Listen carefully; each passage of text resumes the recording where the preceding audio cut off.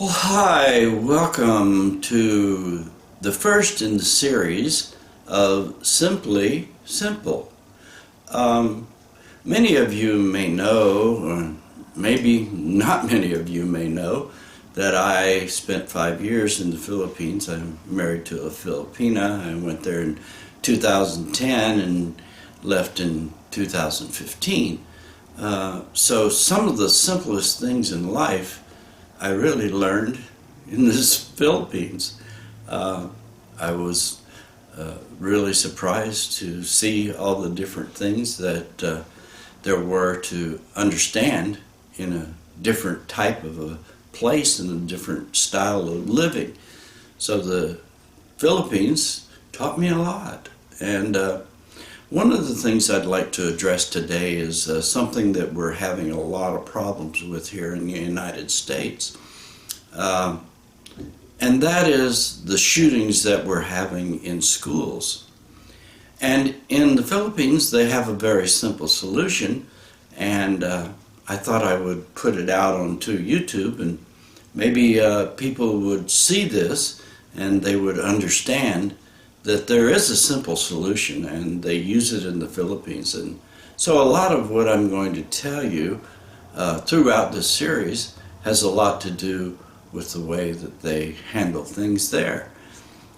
So we have all these shootings.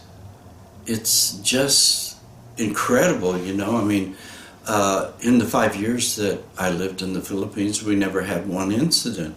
And so what do you think they do? So here's what they do. The way that the school is structured there, the public school system, is that everyone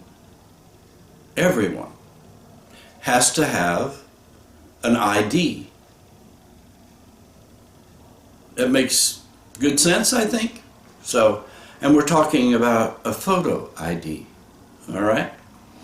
So everybody gets a photo ID, all the students, janitors, teachers, everybody gets a photo ID.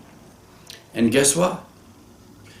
Before you can enter the school grounds, you have to go through a security gate.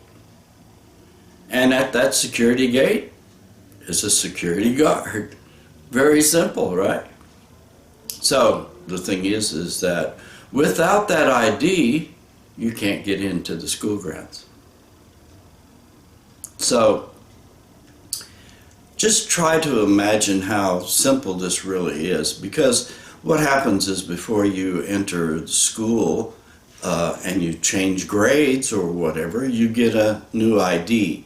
So the thing is that IDs are held everywhere. I mean, you know, if you look at the rest of the United States, you see lots and lots of people who have IDs to be in the court system, to be inside the government facilities. Lots of different organizations have IDs, and you can't get in the building without an ID. So that's a major thing that we have wrong here in America. So if you think about this, you may want to go to your school districts and try to get them to implement having a child ID, teacher ID, janitors, everybody who is in the school system. So the whole thing is that, you know, I've heard some things said that are really kind of strange about this, that they think that that's not a good thing, you know. That it's like the kids are being imprisoned, but it's not really like that at all. It's for identification. It's not that you're going to be locked up in the school, it's that you're going to be safe in the school. So it all depends on your attitude as to how you see that exactly. So I just wanted to bring this to a point, and I think that you should talk to the people in your community about securing the IDs of all your children so that when you go to school, you go in to the school grounds or into the school building, you will always be verified before you go in. So the other thing is that the guards are there all day, and they have jurisdiction to be able to turn anybody away from the school system. Nobody really wants to be intimidated by a guard trying to get into a facility, so they just don't do it.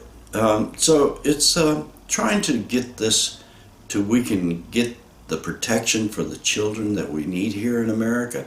We do not need these shootings to happen inside the school.